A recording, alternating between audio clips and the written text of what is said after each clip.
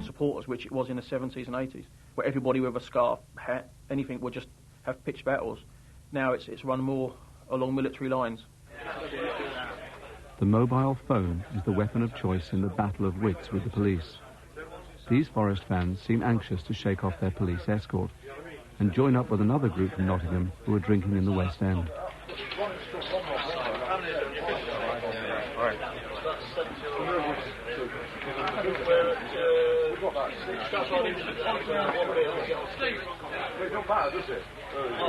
You need a pub, we'll come to you. We've got to get out of here before we get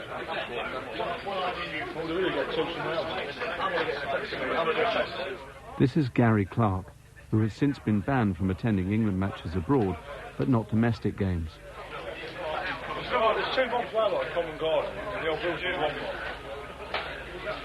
The garden. They have singularly failed to shake off the police and are heading towards South London. My concern at the moment is if the there's Millwall up at Surrey Quays. Yeah. If they jump on, there's a couple of pubs they're using there, but they're right outside the tube station. If they stay on at London Bridge, then they'll go to Canada Water and then Surrey Quays. Yeah. If they go straight past London Bridge, I'll let you know. The police can't force the fans to go anywhere. All they can do is follow, watch, and wait.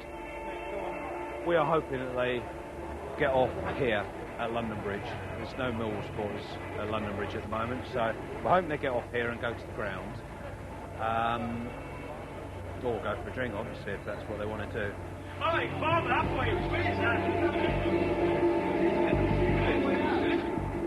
They're coming up.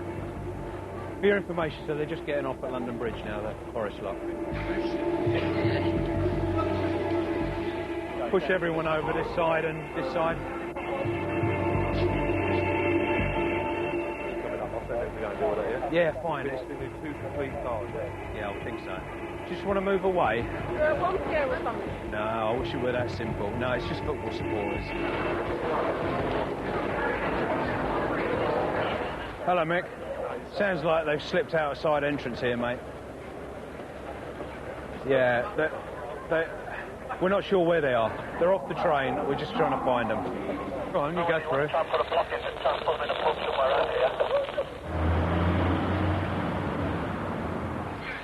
They haven't gone far. They gather in 2 pubs near the station. This is Millwall territory. Even if all that actually happens is you get to their pub before they do, and by the time they arrive, there's 200 of you in there, and they can't get in, and the police don't let them in, then even though you haven't had a row, you've still had a bit of a result which you can laugh at.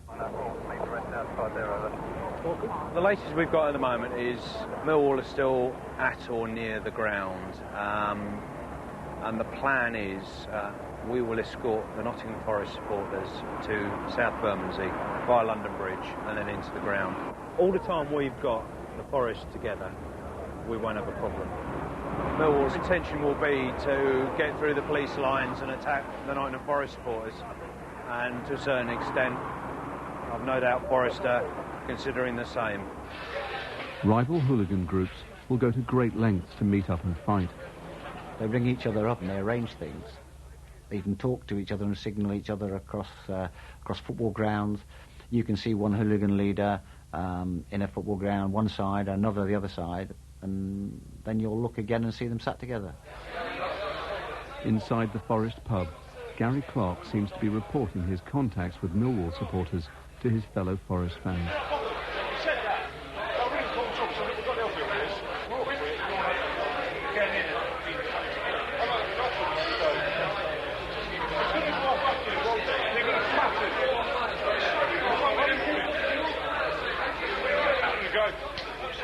Just had a word with the governor here.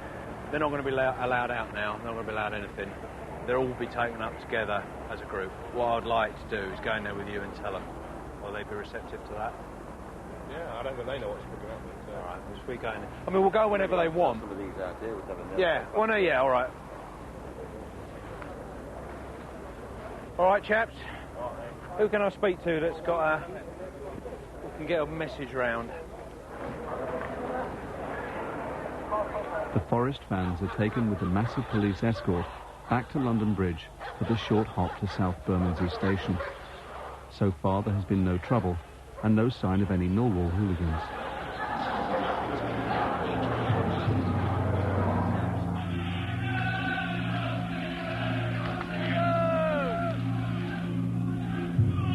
It's only a quarter of a mile from the station to the ground.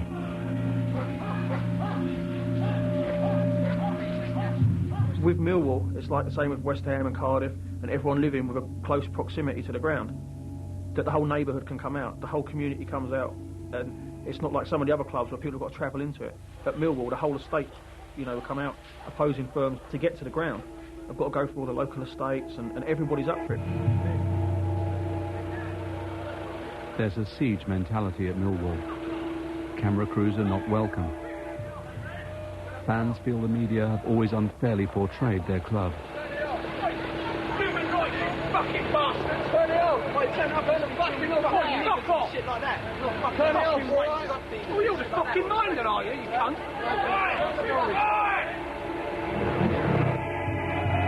Millwall Football Club declined to cooperate with this programme, and we were not allowed to film in the stadium.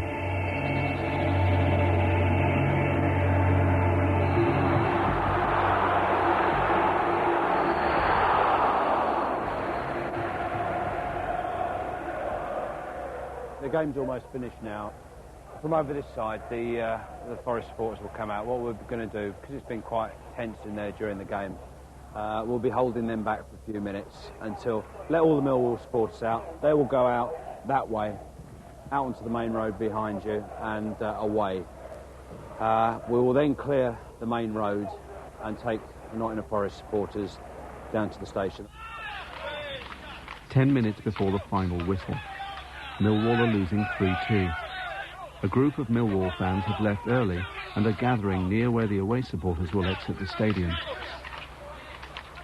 But in the last minute, Millwall equalise.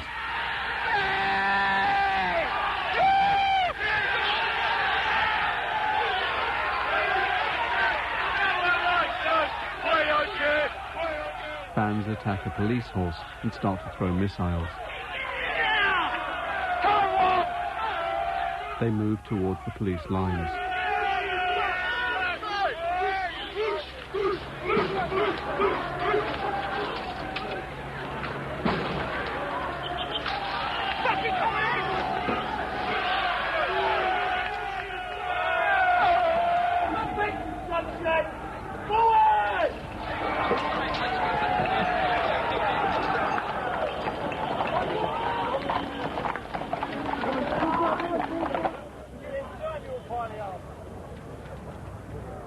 Video evidence is useful for making arrests.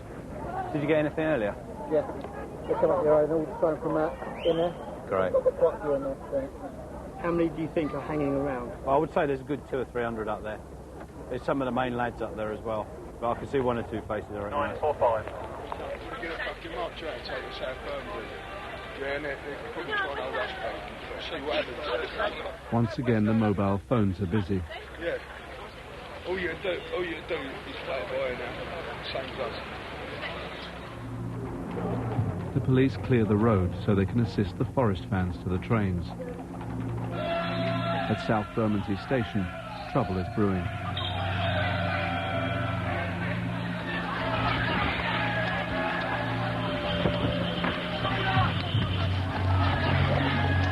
As police clear the area, missiles begin to fly.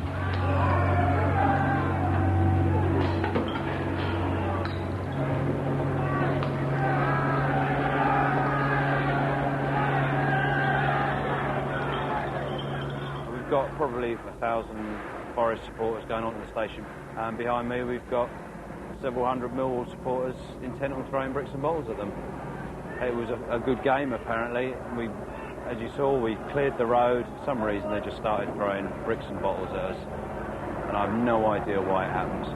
Come on, Millwall! Let's run! We're Millwall! As the Forest fans get onto the station platform, the Millwall hooligans try to break through and attack them. Bronze 2 in your 99. You watching the pictures? got a group of about 15 around that gate, giving it a good old go, trying to break through it.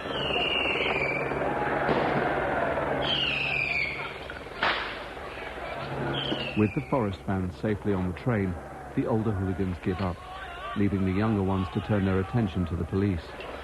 You received, we're looking at that now, we've got groups running around in the road under the bridge, and another group standing on the corner by the pub, over. They are encouraged with an old terrorist song glorifying the small-time crook Harry Roberts, who murdered 3 policemen.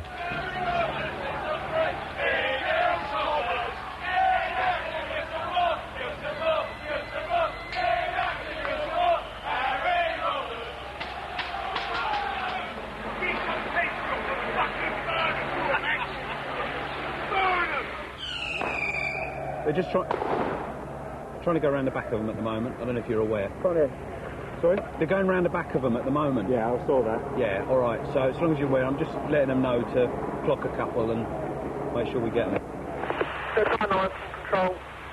Give us general The streets are finally cleared. The season is only 2 months old, yet this is already the 4th time there has been major disorder at Millwall.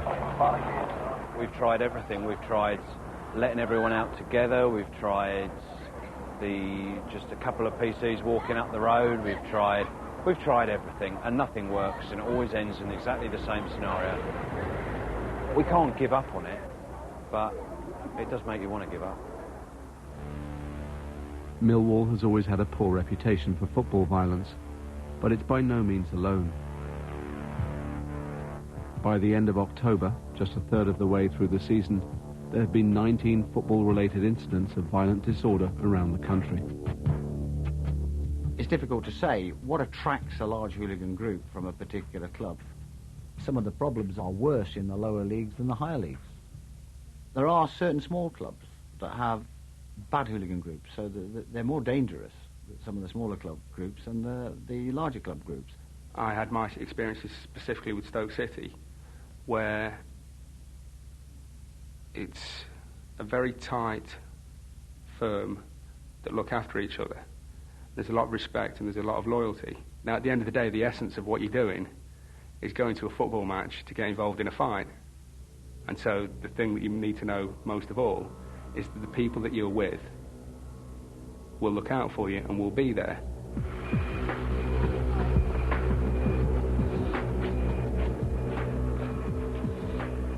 The First Division derby between Walsall and Wolves. A group of 20 or 30 Wolves supporters are drinking in the town centre before the evening kick-off. West Midlands police seem to be taking a keen interest. In the corner of the pub is Stephen Powner.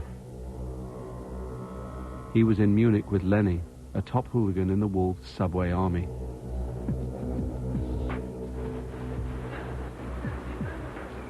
Quarter of an hour before kick-off, and small groups of Walsall and Wolves fans are roaming the streets. Basically, if you're a proper football firm, what you want to do is find their football firm, their top boys, and fight them. No interest in punching somebody that's walking down the road with a rattle and a rosette on. All you're interested in is finding the people that are the same as you, that are there for the same reason, and going toe-to-toe with them. Well, can you carry on walking down there? Well, I wasn't walking down there, I was walking this way. Well, you're walking down there. Inadvertently, our undercover cameraman gets caught up with some Walsall fans. The police are keeping them away from the Wolves supporters who are further up the road. When there's a risk of violence, the police can issue a Section 60 order, which gives them the power to stop and search anyone for weapons. No, we're not, no. No? You're not? OK, well, there's a Section 60 around here, right? Yes. Which means we can stop and search anybody, and we're going to search you under that power. The problem is that if the officers find the secret filming equipment while the hooligans are still around, our team could be in extreme danger. OK. Luckily, they understand the situation and agree to do the search discreetly. It looks better as well if we're searching as well, that. Of course. Absolutely. 5 foot 10 here? 11? 11. Yeah. Brown, mousy, Okay, this is your copy of the search form. Okay, but it's got your details on there. The reason why you've been stopped. Okay, and my details on the bottom. Okay, right. Thank you very much. Enjoy the rest of your evening. Cheers. Okay. Thank you. Goodbye. The game has now started, but still there are small groups wandering the streets. You know, the most violent things are when you get little groups of like half a dozen of each team just bump into each other. They're the ones that get the right nasty things rather than the big, you know, hundreds and hundreds where the police are there, and you do get that fear because anything can happen. You know what you've got to say now then, big man? You're right. You know what you've got to say? You come out with them lot there from that Where'd you spot? It's Lenny and the Wolves firm. Walsall boys? Gobby fuckers? Fuck off. We tend to fuck off. No, sorry, mate. Where are you from then? You're from Wolves. Let's have a look at your address then. They mistake us for Walsall fans. Bramford Hall, Walsall. A bit of quick thinking, and Lenny seems flattered that we know him from the England game. Where are you from then? He's in forgiving mood. No, we didn't, Sonny. I'll see you later. Go on, enjoy yourself. Go on, enjoy yourself. Lenny and the Wolves firm would turn out to be active throughout the season. Walsall, Football hooligans like Lenny don't wear the colours of their team. They have their own dress code. Top designer labels: Burberry, Lacoste, Aquascutum, and above all, Stone Island. Sometimes the only clue to team allegiance is a tiny pin badge. It's not about the actual fighting. It's more to it than that. It's a whole subculture of putting yourself on show, who's got the nicest clothes. People might deny it, but deep down that's the truth. They know they wouldn't, you know, if their missus hid all their best clobber, there's no way they're going to go to the game in a Fruits of the Loom t-shirt. They just wouldn't. If I knew that we were playing a particular game against a particular team or at a particular firm, in fact really for any game, it would be as important for me to be better dressed than the opposition as turning out in big numbers. People would sort of like go out and buy a new outfit for the game. It's almost like it was someone's wedding and you have to buy a new outfit for the day. You know, like women buy a new hat for a wedding. You know, guys go out and buy a new £400 jacket for Leicester away. They invariably don't wear colours. It's only up until recently you would see many public houses, people with football colours not allowed entry. Well, actually, the reverse is the case now. At Cardiff recently, the pubs had signs saying nobody wearing Stone Island, Rockport or Lloyd or whatever will be allowed in. Because they identify the people who wear the shirts and scarves these days are going to the match to watch the football. The people who perhaps wear the other gear are going there for something else.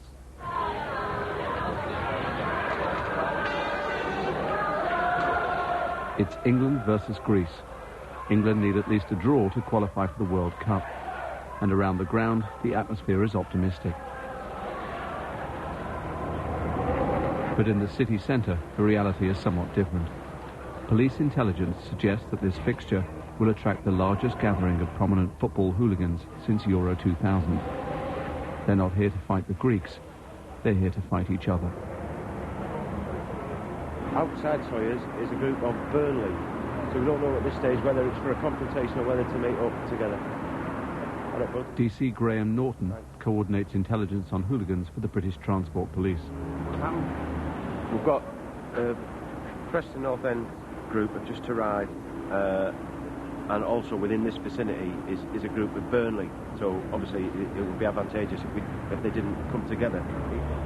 We've got people from Manchester United, we've got Oldham, we've got Stoke City, we've got Huddersfield Town, we've got Shrewsbury. They're all people we thought would be here. They're known to a lot of our officers. They are here, and we're going to deal with it. What we think is that perhaps there will be attempts at some days, sometime during the day, for these groups to get together for the purposes of causing violence. The police tactics are to swamp the city. There are more than 800 officers on duty. They stop and search hundreds of fans, most of them there just for the football.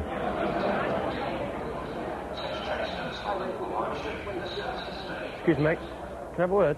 Yes, sure. You'll probably be aware that, because there normally is where there's an England match, there's a Section 60 in place. Have you got a ticket for the game? I have, yeah. Yeah, can I just have a look? Yeah. Which team do you support? Me, Preston. Okay, mate. Thanks for this. Yeah. This supporter has no history of causing trouble, but the intelligence is still useful. Shaking like a leaf. Is he? I mean, the other lads, I didn't know the other group. I presume they're all Carnforth lads. He said he's with 8 from Carnforth and Barrow. Yeah. Why'd you go for him? When I walked onto the concourse and stood straight, he took a diversion so that he didn't have to walk past me. So I thought, well, let's have a look. So we were being all passed into the system and monitored in the city. The police tactics aren't popular among law-abiding fans. I watch England everywhere, Munich, everywhere.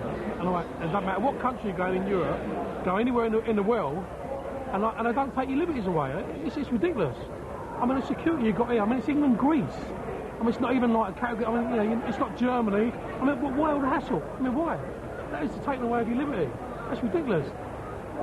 I mean, it's a game of football after all.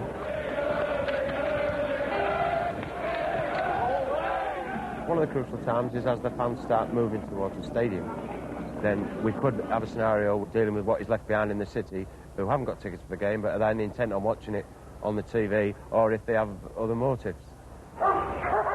In the city centre, police are suspicious of any large groups who haven't gone to the game, like these supporters from the Midlands.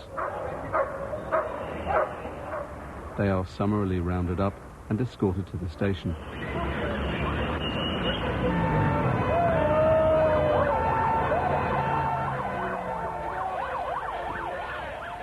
The police are also concerned about another group drinking in the Shakespeare pub. Can we go out now, mate?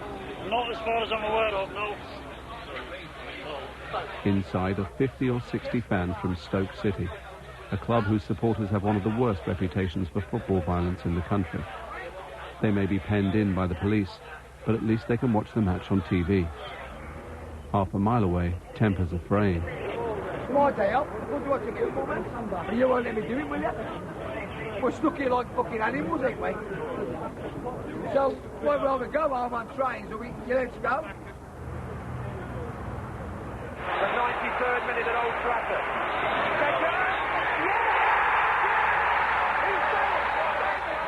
Beckham's last-minute free kick means England have qualified for the World Cup. With the game now over, the Stoke fans want to leave the Shakespeare. The police won't let them. Stoke resort to a favourite tactic.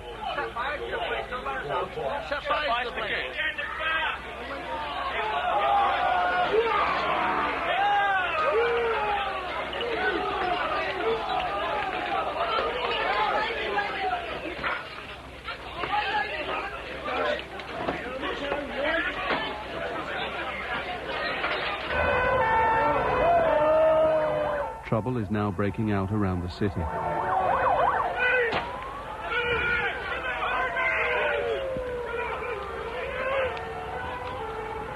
At another pub, Sheffield United hooligans have attacked the Oldham hooligan firm.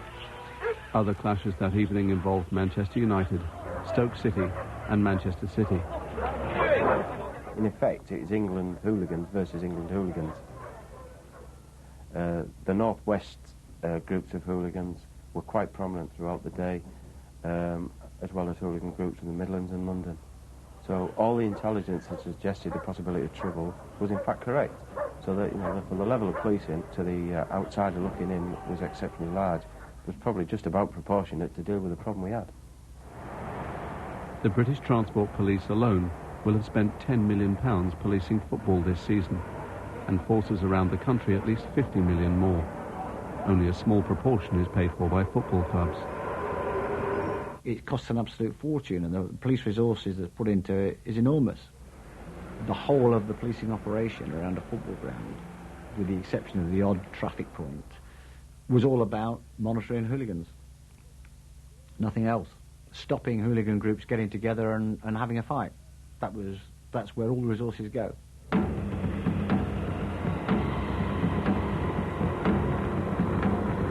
A cold Thursday night in the West Midlands. The police are once again out in force, but for a much less glamorous fixture.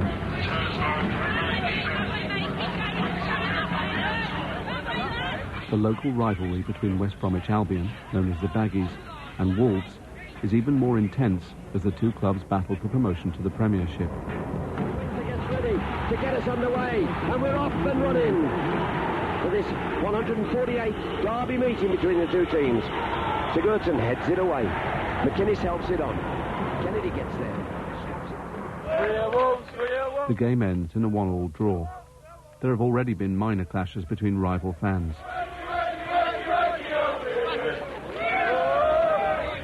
The police have blocked the main road to keep the two sets of supporters apart as they leave the ground.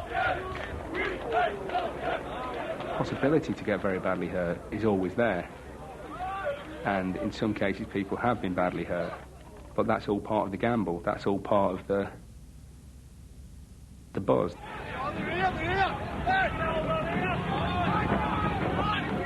As the police try to hold back the Albion fans, we hear a voice we recognise.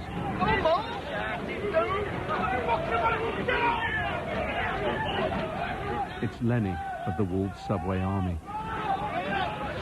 The buzz is that point where the fear hits you and the adrenaline hits you like that. And the difference is whether it stuns you like a rabbit caught in the headlights, whether you take a hold of it and go, come on, let's go. Albion fans break through the police line. In the confusion, it's not clear who's friend and who's foe. Our undercover cameraman is punched. Lenny is approached by a West Brom fan. He lies. Then seconds later, punches the unsuspecting man to the ground.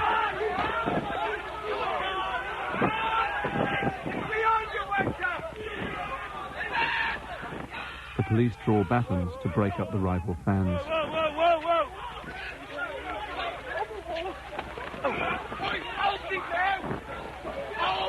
The local phone-in programme is dominated by the shocked reaction.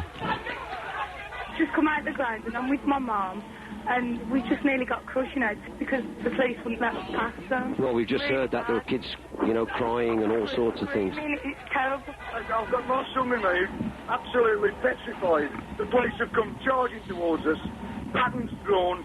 They should just lock them in, like they do at the Molyneux. They keep people sitting in there. They always have them for years.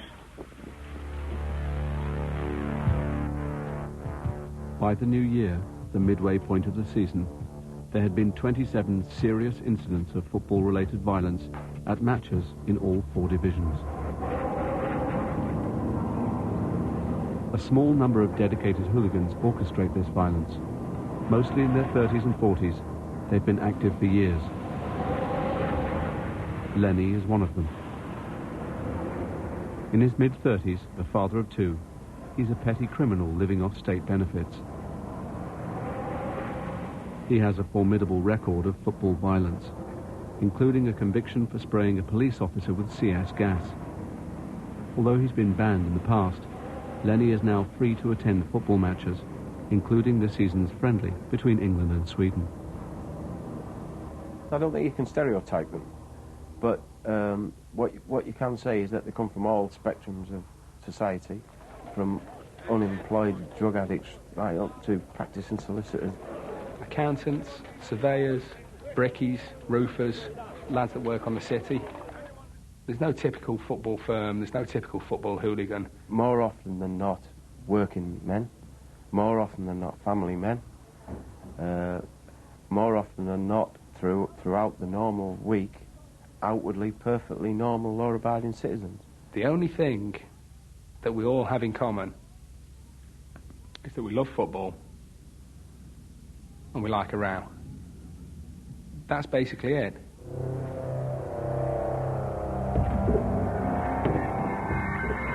Millwall versus Portsmouth in the First Division. 2 clubs with significant hooligan firms. 9 years ago, Millwall moved to a modern all-seater stadium in Bermondsey. Football clubs have gone a long way towards stamping out the violence in the grounds. Mass brawls on the terraces have become a thing of the past. These days, football violence takes a very different form. I know people that regularly used to go on reconnaissance missions weeks before the away fixture, so that they would know what pubs were there, the layout of the streets around the ground,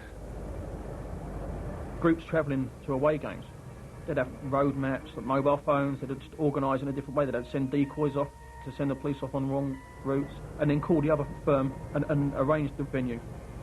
And there's a great cooperation between two different hooligan firms that want to fight each other. And often the chosen venue is nowhere near the stadium. By 5 o'clock, the Portsmouth hooligans were in a pub near Waterloo Station, 3 miles from Millwall's ground. I thought it was 2 Christmas parties coming in, and there was so many guys in the pub at the time. So I started asking a few guys, are you from the Christmas party, or who are you? And they said Portsmouth. So I said, oh, there's something going to kick off here. So I'd seen more people coming in, seen more people on mobile phones, the whole lot, and then I went, there's something going to happen. And then all of a sudden, I heard a charge at the front door, and I turned around and I seen guys just running in the front door over there. You hear lads charging with tables and stools and chairs, but all I could hear was glass smashing. It was just mayhem. I thought it was the end of the world.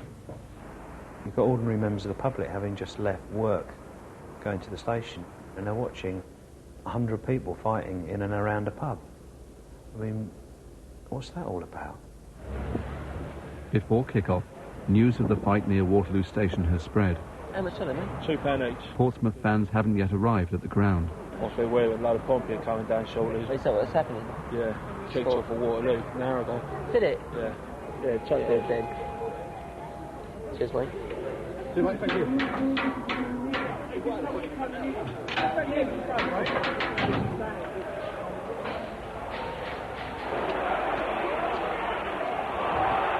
The lower west stand at the Den, where many of the Millwall hooligans sit. The Portsmouth supporters are kept at a safe distance.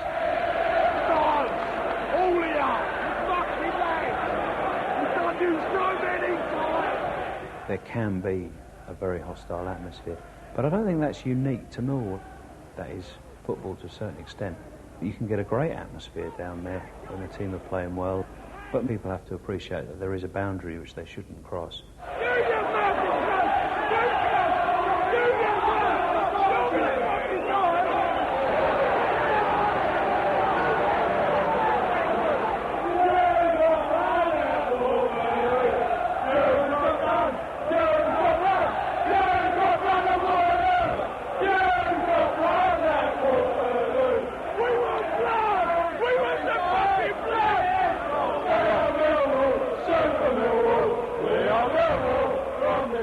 Most of the hooligans would feel that the old days were the best days, since the influx of like foreign players and all the money that was generated from Sky and the televised games. It's a whole new breed of football fan that's been introduced to the game. I mean, the corporate people, families.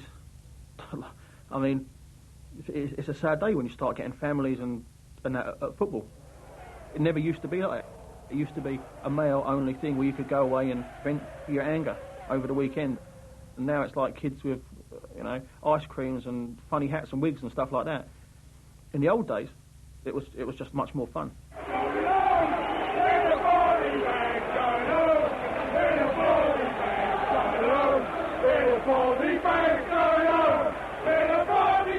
I think the reason you get some of these big firms with the perceived smaller clubs are because they haven't attained success to the level where outside money comes in and corporate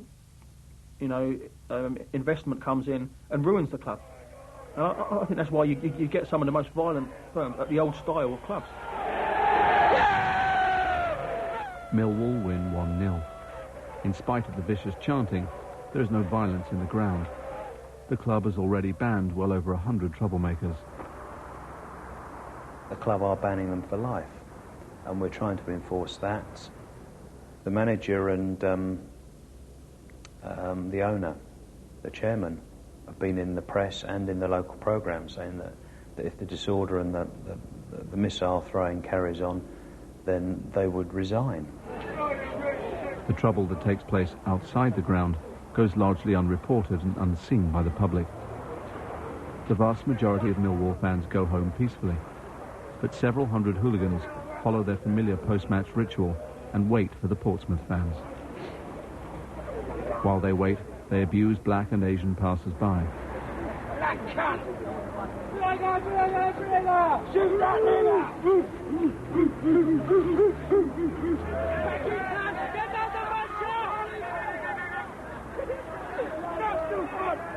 Around the corner they find another target.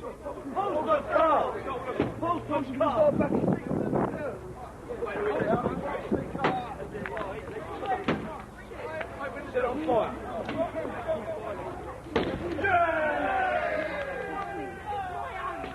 There's that wrong with a lot of you. You ain't no football supporters, you're fucking animals. You don't support. Look, they're taking people's cars in. People's cars in. They're Millwall supporters' cars, aren't you kidding? I'm living here with my baby and a bit. Quick! Imagine if it was outside your fucking mother's house. Imagine it, eh? Would you put out for it? No! Stop your fucking self there! A Portsmouth supporter has unwisely squeezed through police lines to try and get back to his car.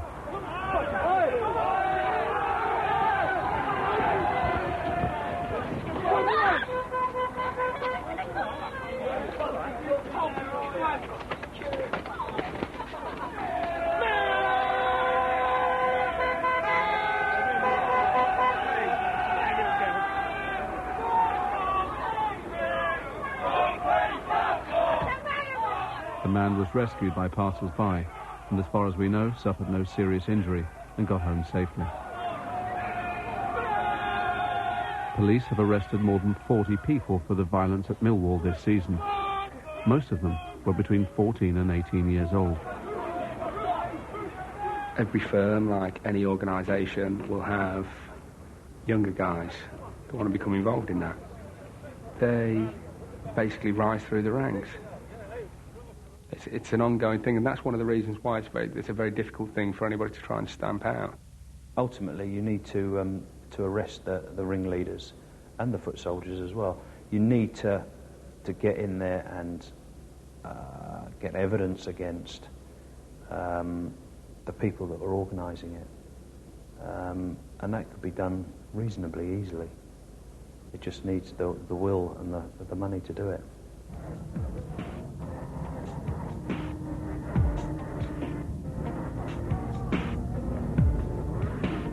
England have already qualified for the World Cup, so it's time for another friendly, this time against the Dutch. At English ports and airports, a major operation has been launched to prevent the hooligans from travelling. Apart from a few minor incidents, most of the fans seem intent on enjoying the pleasures of Amsterdam.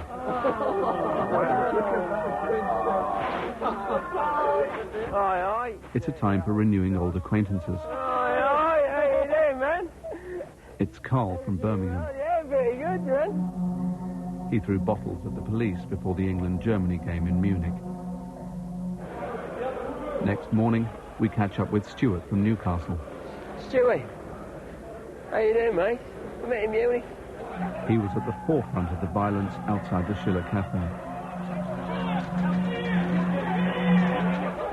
Remember, football, yes, violence, yes.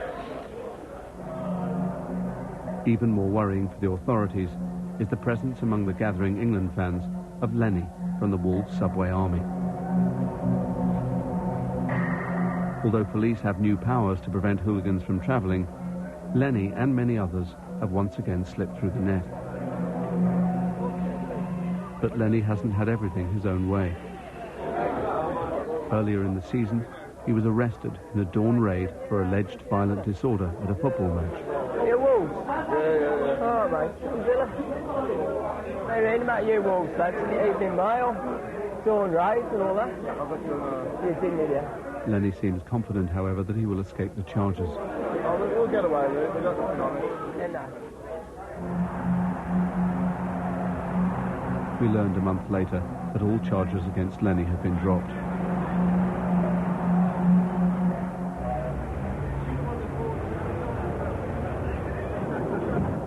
The football season is nearing its end, and Millwall are still chasing promotion to the Premiership.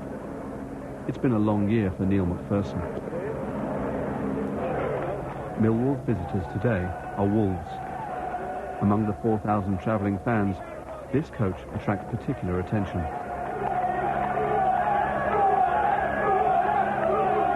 It contains Lenny and the Wolves firm.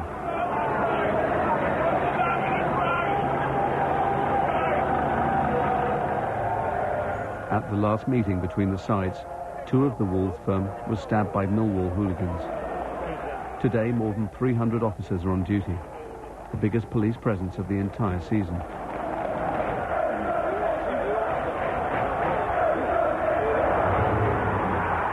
A penalty for Millwall in the second half wins the game, and 3 more potentially vital points.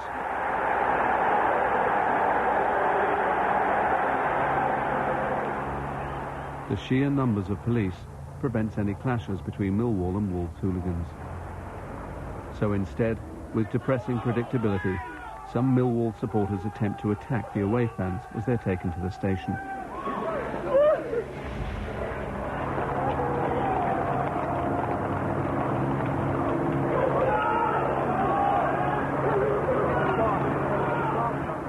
The violence at Millwall has persisted through the season, but the problem is nationwide. This season, there have been more than 50 major incidents of football-related violence around the country. Few clubs can claim to have no hooligan problem.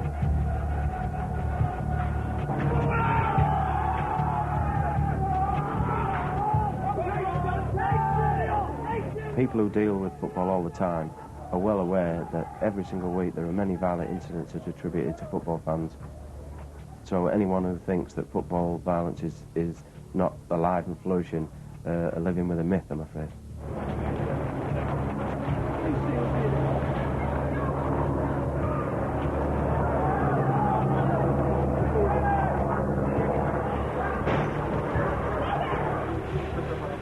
If the FA acknowledge it, the Football League acknowledge it, and the press publish what is really going on, then somebody has to do something about it.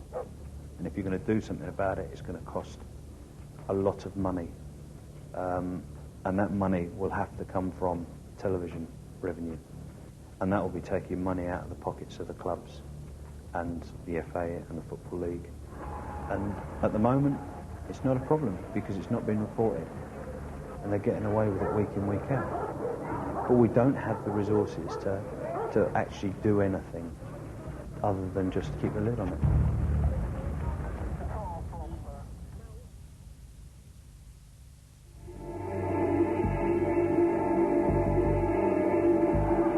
Next week, how the football hooligans who disrupted Euro 2000 helped spark the worst race riots in Britain in 20 years. And an investigation into one of the country's most notorious hooligan firms, their club's unorthodox owner, and the relationship between them.